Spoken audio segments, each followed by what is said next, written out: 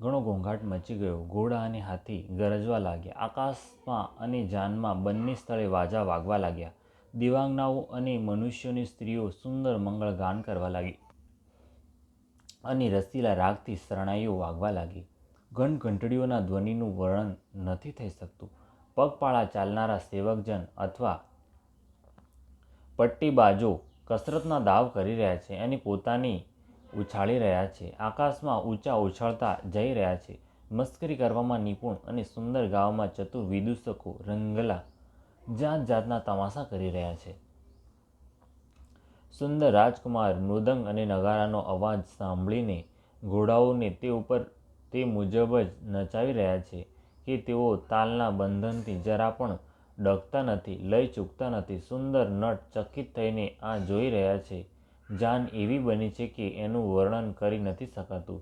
સુંદર શુભદાયક સુકન થઈ રહ્યા છે. નીલકંઠ પક્ષી ડાબી તરફ ચણી રહ્યું છે, જાણે સંપૂર્ણ મંગળોની સૂચના આપી રહ્યું હોય.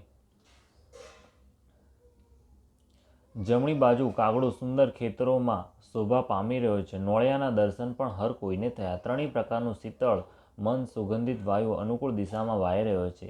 શ્રેષ્ઠ સુહાગણ સ્ત્રીઓ ભરેલા ઘડા અને ખોળામાં બાળક લઈને આવી રહી છે. લોકડી ફરી ફરીને વારંવાર દેખાવ આપી જતી હતી. ગાયો સામે ઊભેલા વાછરડાઓને દૂધ પાય છે.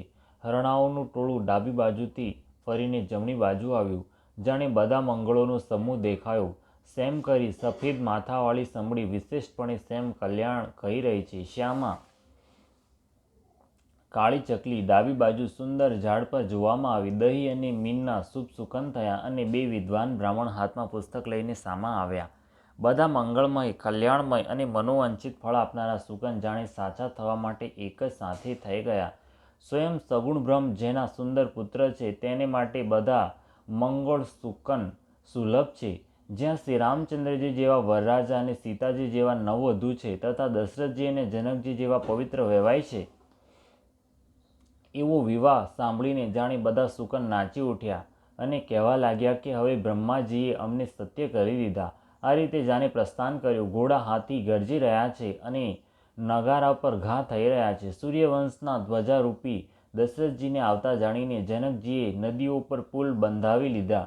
વચ્ચે વચ્ચે ઉતરવા માટે સુંદર નિવાસ બનાવડાવી દીધા, જેમાં દેવલોકોના જેવી સંપદા છવાયેલી છે અને જ્યાં જાનના બધા લોકો પોતપોતાના મનની પસંદ અનુસાર ઉત્તમ ભોજન, ગાદલા અને વસ્ત્ર પામે છે. મનને અનુકૂળ નિત્ય નવા સુખોને જોઈને બધા જાનૈયા પોતપોતાના ઘરને ભૂલી ગયા. અધિક જોરથી વાગતા નગારાનો અવાજ સાંભળી શ્રેષ્ઠ જાનને આવતી જાણીને સામૈયું કરનારા હાથી, રથ, પગપાળા ઘોડા તૈયાર કરીને જાનને લેવા ચાલ્યા. દૂધ, શરબત, ઠંડાઈ, જળ આદિથી ભરેલા સોનાના કળશ તથા જેનું વર્ણન નથી થઈ શકતું એવા અમૃત જેવા જાત જાતના સર્વે પકવાનોથી ભરેલા થાળ, કથરોટ વગેરે અનેક પ્રકારના સુંદર વાસણ, ઉત્તમ ફળ તથા અન્ય અનેક સુંદર વસ્તુઓ પણ રાજાએ હર્ષિત થઈને ભેટ સ્વરૂપે મોકલ્યા. ઘરેણાં, કપડાં, અનેક પ્રકારની કિંમતી મણીઓ, રત્ન, પક્ષી, પશુ, ઘોડા, હાથી અને અનેક પ્રકારના વાહનો તથા અનેક પ્રકારના સુગંધિત અને રમણીય મંગળ દ્રવ્યો તથા સુકનના પદાર્થ રાજાએ મોકલ્યા. દહીં, પૌવા અને અગણિત ઉપહારોની ચીજો કાવડોમાં ભરી ભરીને ભોઈ લોકો ચાલ્યા. સામૈયું કરનારાઓને જાન દેખાય ત્યારે તેમના હૃદયમાં આનંદ છવાઈ ગયો અને શરીર રોમાંચથી ભરાઈ ગયા. આગેવાનોને ઠાઠમાઠ સાથે જોઈ જાનૈયાઓએ પ્રસન્ન થઈને નગારા વગાડ્યા. જાનૈયાઓ તથા આગેવાનોમાંથી કેટલાક લોકો પરસ્પર મળવા માટે હરખાઈને ખુશ થઈને પૂરજોશથી દોડી પડ્યા અને એવી રીતે મળ્યા જાણે આનંદના બે સમુદ્ર મર્યાદા છોડીને મળતા હોય. દેવસુંદરીઓ ફૂલ વરસાવીને ગીતો ગાઈ રહી છે અને દેવતા આનંદિત થઈને નગારા વગાડી રહ્યા છે. સામૈયામાં આવેલા તે લોકોએ બધી વસ્તુઓ દશરથજીની સામે મૂકી દીધી અને અત્યંત પ્રેમથી વિનંતી કરી. રાજા દશરથજીએ પ્રેમ સહિત સર્વે વસ્તુઓ લઈ લીધી. પછી તેની બક્ષિસો થવા લાગી અને તે યાચકોને આપી દેવામાં આવી. આ ઉપરાંત પૂજા, આદર, સત્કાર અને પ્રશંસા કરીને આગેવાન લોકો તેમને જાનીવાસા તરફ લઈ ચાલ્યા. વિલક્ષણ વસ્ત્રોના પાગરણ જાજમ પથરાઈ રહ્યા છે, જેને જોઈને કુબેર પણ પોતાના ધનનું અભિમાન ત્યાગી દે છે. ઘણો સુંદર જાનીવાસો અપાયો, જ્યાં સર્વેને સર્વે પ્રકારની સુવિધા મળતી હતી. સીતાજીએ જાનને જનકપુરમાં આવી જાણીને પોતાનું કંઈક મહિમા પ્રગટ કરીને દેખાડ્યો. હૃદયમાં સ્મરણ કરીને સઘળી સિદ્ધિઓને બોલાવી અને તેમને રાજા દશરથજીની પરોણાગત કરવા માટે મોકલી. સીતાજીની આજ્ઞા સાંભળીને સર્વે સિદ્ધિઓ જ્યાં જાનીવાસો તો ત્યાં બધી સંપદા, સુખ અને ઇન્દ્રપુરીના ભોગ વિલાસોને લઈ ગઈ. જાનૈયાઓએ પોતપોતાના ઉતરવાના સ્થાન જોયા તો ત્યાં દેવતાઓના સર્વે સુખો બધી રીતે સુલભ જણાયા. એ ઐશ્વર્યનો કંઈ પણ ભેદ કોઈ જાણી ન શક્યા. બધા જનકજીની પ્રશંસા કરી રહ્યા છે. શ્રી રઘુનાથજીના આ બધો સીતાજીનો મહિમા જાણીને અને એમના પ્રેમને ઓળખીને હૃદયમાં હરખાયા. પિતા દશરથજીના આવવાના સમાચાર સાંભળીને બંને ભાઈઓના હૃદયમાં મહાન આનંદ સમાતો ન હતો. સંકોચવશ તે ગુરુ વિશ્વામિત્રજીને કહી શકતા ન હતા, પરંતુ મનમાં પિતાજીના દર્શનોની લાલસા હતી. વિશ્વામિત્રજીએ તેમને મોટી નમ્રતા જોઈ તો એમના હૃદયમાં ઘણો સંતોષ ઉત્પન્ન થયો. પ્રસન્ન થઈને એમણે બંને ભાઈઓને હૃદય સરસા ચાપી દીધા. તેમનું શરીર પુલકિત થઈ ગયું અને નેત્રોમાં પ્રેમારસોનું જળ ભરાઈ આવ્યું.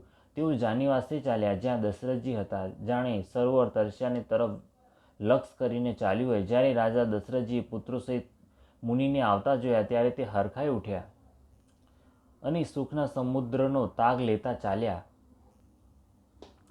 પૃથ્વીપતિ દશરથજીએ મુનિની ચરણરજને વારંવાર શીશ પર ચડાવીને તેમને દંડવત પ્રણામ કર્યા. વિશ્વામિત્રજીએ રાજાને ઉઠાવીને હૃદયે લગાડી દીધા અને આશીર્વાદ આપીને કુશળ પૂછ્યા. પછી બંને ભાઈઓને દંડવત પ્રણામ કરતા જોઈને રાજાના હૃદયમાં હરખ ન સમાયો. પુત્રોને ઉઠાવીને હૃદયથી લગાડીને તેમણે પોતાના વિયોગજનિત દુઃસહ્ય દુઃખને દૂર કર્યું. જાણે મૃતક શરીરને પ્રાણ મળી ગયા હોય. પછી તેમણે વશિષ્ઠજીના ચરણોમાં શીશ નમાવ્યા. મુનિશ્રેષ્ઠે પ્રેમમાં આનંદથી તેમને હૃદય સરસા ચાપી દીધા. બંને ભાઈઓએ સર્વે બ્રાહ્મણોની વંદના કરી અને મનગમતા આશીર્વાદ પામ્યા. ભરતજીએ નાના ભાઈ શત્રુઘ્ન સહિત શ્રી રામચંદ્રજીને પ્રણામ કર્યા. શ્રી રામચંદ્રજીએ તેમને ઉઠાવીને હૃદયે ચાપી દીધા. લક્ષ્મણજી બંને ભાઈઓને જોઈને હર્ષિત થયા અને પ્રેમથી પરિપૂર્ણ થયેલા તનથી તેમને ભેટ્યા. તદુપરાંત પરમ કૃપાળુ અને વિનયી શ્રી રામચંદ્રજી અયોધ્યાવાસી કુટુંબીઓ, જાતિના લોકો, યાચકો, મંત્રીઓ અને મિત્રો બધાને યથાયોગ્ય મળ્યા. શ્રી રામચંદ્રજીને જોઈને જાન શીતળ બની. રામના વિયોગમાં બધાના હૃદયમાં જે આગ બળી રહી હતી તે શાંત થઈ ગઈ. પ્રીતિની રીતિના વખાણ થઈ નથી શકતા. રાજાની સમીપ ચારે પુત્રો એવા શોભા પામી રહ્યા છે જાણે અર્થ, ધર્મ, કામ અને મોક્ષે શરીર ધારણ કરેલા હોય. પુત્રો સહિત દશરથજીને જોઈને નગરમાં સ્ત્રી પુરુષ ઘણા જ પ્રસન્ન થઈ રહ્યા છે. આકાશમાં દેવો ફૂલોની વર્ષા કરીને નગારા વગાડી રહ્યા છે અને અપ્સરાઓ ગાય ગાઈને નાચી રહી છે. સામૈયામાં આવેલા લોકો સતાનંદજી, અન્ય બ્રાહ્મણ, મંત્રીગણ, માગધ, સૂત, વિદ્વાન અને ભાટોએ જાન સહિત રાજા દશરથજીનો આદર સત્કાર કર્યો. પછી આજ્ઞા લઈને સૌ તેઓ પાછા ફર્યા. જાન લગ્નના દિવસથી અગાઉ આવી ગઈ છે, તેથી જનકપુરમાં અધિક આનંદ છવાઈ ગયો છે. સર્વે લોકો બ્રહ્માનંદમાં પ્રાપ્ત કરી રહ્યા છે અને વિધાતાને વિનવીને કહે છે કે દિવસ રાત વધી જાઓ, લાંબા થઈ જાઓ. શ્રી રામચંદ્રજી અને સીતાજી સુંદરતાની સીમા છે અને બંને રાજા પુણ્યની સીમા છે. ચારે બાજુ નગરપુરવાસી સ્ત્રી પુરુષોના સમૂહ એકત્ર થઈને આ જ કહી રહ્યા છે. જનકજીના સુકૃત પુણ્યની મૂર્તિ જાનકીજી છે અને દશરથજીના સુકૃત દેહ ધારણ કરેલા શ્રી રામચંદ્રજી છે. આ બંને રાજાઓની જેમ કોઈએ શિવજીની આરાધના કરી નથી અને એમના સમાન કોઈએ ફળ પણ મેળવ્યા નથી. એમના જેવું જગતમાં કોઈ થયું નથી, ક્યાં છે નહીં અને થવાનું પણ નથી. આપણે સૌ પણ સંપૂર્ણ પુણ્યોનો ભંડાર છે, જેથી જગતમાં જન્મ લઈને જનકપુરના નિવાસી બન્યા અને જેમણે જાનકીજી અને શ્રી રામચંદ્રજીની શોભા જોઈ છે. આપણા જેવો વિશેષ પુણ્યાત્મા કોણ હશે? અને હવે આપણે શ્રી રઘુનાથજીનો વિવાહ જોઈશું અને સારી રીતે નેત્રોનો લાભ લઈશું. કોયલ સમાન મધુર બોલનારી સ્ત્રીઓ પરસ્પર કહે છે કે હે સુંદરી નેત્રોવાળી, આ વિવાહમાં મોટો લાભ છે. મોટા ભાગ્યથી વિધાતાએ સઘળી વાત બનાવી દીધી છે. આ બંને ભાઈ આપણા નેત્રોના અતિથિ બન્યા કરશે.